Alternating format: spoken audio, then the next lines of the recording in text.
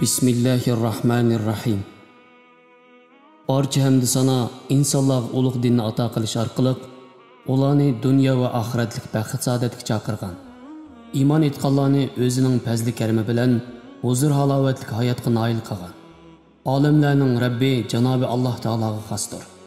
Alloh taologa mavjudotning sonicha hamd sana aytaman. Haq dinni insoniyatga yetkazish orqali ularni kufr zalolat va ozg'unlikning qorong'uliklaridan qutuldirib, iymon, hidoyat va haqiqatning nuriga yetaklagan suyumlik payg'ambarimiz Hazrati Muhammad alayhisalomga durud, duo va salomlarimni yo'llayman.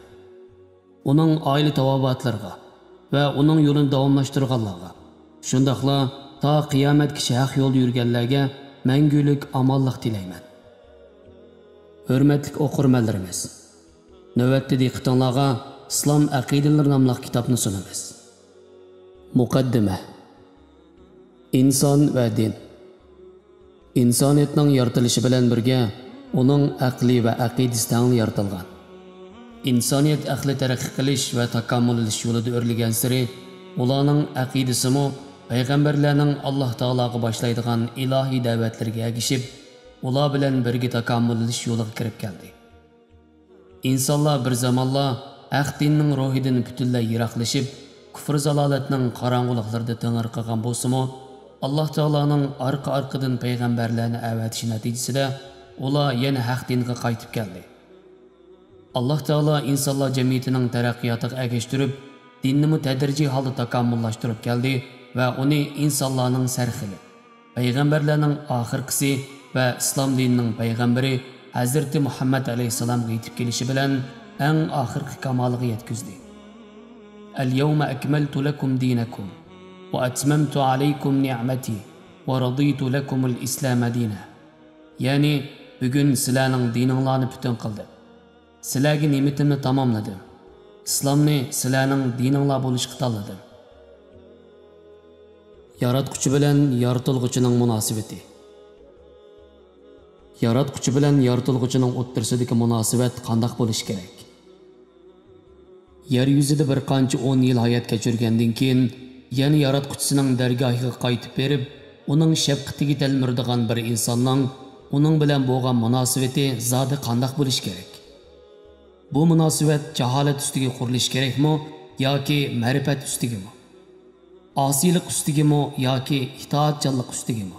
Tabiiyki, insonning bu marhamatlik, katta yaratquchisini tonishi, hayotini uning xohishiga bog'lishi va uning sizib bergan yo'li bilan menishi aql va mantiqining birdek taqozzosidir. Mana bu islomdir. Mana bu jami payg'ambarlar insonlarni da'vat qilib kelgan haq dinning o'zidir. Inson musulmon bo'lib, o'zining Alloh taologa bo'ysundiganligini e'lon qilganida u jami koinotga uyg'unlashgan bo'ladi. Chunki koinotdagi jonliq, jonsiz barliq mavjudot ixtiyoriy va ixtiyorsiz Alloh taologa bo'ysunadi. Alloh taolo Qur'oni Karimda bu haqiqatni bayon qilib mundaq degan: Osmonlardagilar va yerdagilar ixtiyoriy va ixtiyorsiz ravishda Allohga bo'ysungan tursa, ular Allohning dinidan boshqa dinni tilamdi. Halbuki hamma uning tarafiga qaytariladi. Ya'ni koinot va uningdagi jami mavjudotlar ixtiyoriy va ixtiyorsiz ravishda Alloh taologa cho'qim bo'ysunadi. Uning xohishi va irodasi bo'yicha harakat qiladi. Koinotning nizomimi Alloh taolo bekitgan qonun bilan davom qiladi. Masalan, yer sharining o'z o'qida aylanishga davom qilish bilan bir vaqtda quyoshning atrofini aylanishi Alloh taolo bekitgan qonuniyat bilan amalga oshadi. Kecha bilan kunduzning va fasllarning almashib turishimi Alloh taolo bekitgan qonuniyat bilan bo'ladi. Alloh taologa ishonmaydigan va uni tonimaydigan insonlarmi Alloh taoloning xohishiga va irodasiga ixtiyorsiz holda bo'ysunadi. Masalan, ularning kasalga giribtor bo'lishi, balo qazoga uchrashi va o'lishi qatorliqlarning hammasi Alloh taoloning irodasi va xohishi bilan bo'ladi. Demak, hamma ixtiyoriy va ixtiyorsiz holda cho'qim Alloh taologa bo'ysunadi. Buningdan ma'lumki, insonning Alloh taoloning dinini qabul qilganligi uning ixtiyor holda Alloh taologa bo'ysunganligi va ishlarining oqibatini uning xohishiga topshirganligidir. alloh taolo bandalardan mushuni talab qiladi.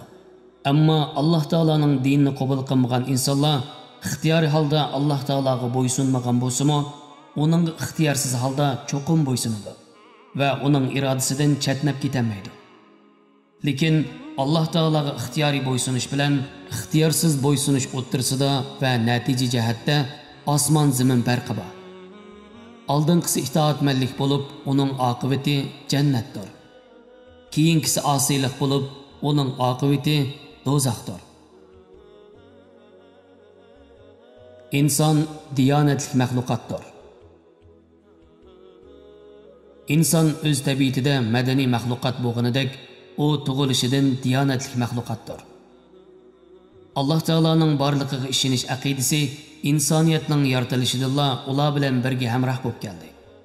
Alloh taolo bu haqiqatni e'lon qilib mundaq deydi: "Fa'aqim wajhaka lid-din hanifa, fitratallohi allati fatara an-nasa 'alayha."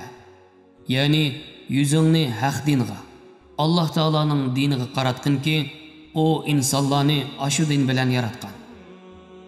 Payg'ambar alayhisalom mundaq degan: "Har qanday kishi Allohning dini bilan tug'iladi." Marhum ustoz Aqqat mundaq degan: "Oshqozonning taomga ehtiyoji bo'lganidek, inson tabiatiningmi e'tiqodga ehtiyoji bordir." Din ijtimoiy zaruriyatdir. İnsanlar özlərinin kişilik və ictimai turmuşini bexatar ötkizish üçün özləriga rəhbərlik qiladigan birər to'g'ri dinga intayin muhtoj.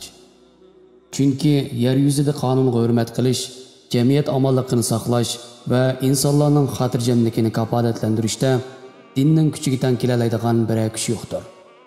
Buningdagi sir shuki, inson koinotdagi butun maxluqotlardan alohida farqli yaratilgan ulug' bir mavjudot bo'lish sifati bilan uning ixtiyoriy va ixtiyorsiz harakatlari ko'z bilan ko'rgili, quloq bilan anglag'ili va qo'l bilan tutqili bo'lmaydigan bir narsaning boshqarishi ostida bo'ladi.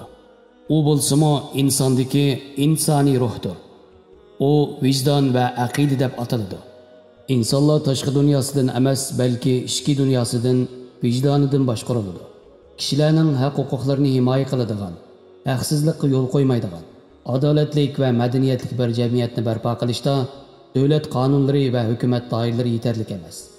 Chunki jazodan, turmadan va jarimadan qo'rqib vazifa o'taydiganlar va qo'rqib turib haq-huquqlarga hurmat qiladiganlar qonunning arg'amchisidan qutulish uchun chiqish yo'li topquchilik shunday qiladi.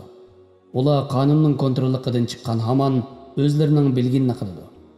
Ammo Alloh taolodan ayminib, uning g'azabiga yo'liqishdan qo'rqqan va o'z vijdonining ovoziga quloq solgan holda haq-huquqlarni qo'g'daydiganlar va hayotlikdagi o'z vazifalarini Alloh rizoligi uchun to'liq ado qiladiganlar mayli oshkora, mayli yoshirin bo'lsin, o'zlarining hech vaqt Alloh taoloning kontrolligidan qochib ketmaydiganligiga haqiqiy iymoni bo'lg'achqa, ular Alloh taologa osiylik qilish, jamiyat omonligiga buzg'unchilik qilish va kishilarning haq-huquqlariga tajovuz qilishdan qattiq hazar qiladi-da, har ishda o'zlarining insoniy burchlarini ado qilishni avvalgi o'rinda qo'ydi. Shuni eskartish kerakki, diniy tarbiya bilan axloqni kuchaytmasdan ilm-fan va madaniyatni taraqqiy qilishning o'zila jamiyatda omonlik, turmushda bayoshat va xotirjamlik yaratishga kafolatlik qila oladi deb o'ylash intayin xatodir. Chunki ilm-fan ikki bisliq pichoqqa o'xshaydi. Uning bilan isloh qilib bo'lganidek buzuvat kelimi bo'ladi. Xuddi ilm-fan soyasida dunyoni bir anda vayron qilib yetalaydigan atom bombasini yasaqilib bo'lgandek, turmushda kishilarga o'ng'ayliklarni tug'dirib beradigan fan texnikalarni, qatnash qurollarini va uchur vositalarini yaratqilimi bo'ladi. Zamonimiz fan texnikasi buningga guvohdir. Ahvol bunday ekan, ilm-fanni o'z yo'lida insonlarning manfaati va jamiyatning taraqqiyot yo'lida qo'llanish uchun uning yanida axloqiy jihatdan bir kuzatchining bo'lishi intayin zarurdir. U bo'lsa-mu aqida va iymondir. Shunga axloq bilan diyonatga yo'lanmagan har qanday vatanparvarlik xuddi yiqilg'ili oz qolgan binoga o'xshaydi deb nihoyat to'g'ri aytilgan. Demak, diyonatning turmushdagi roli xuddi yurakning badandagi roliga o'xshashdir.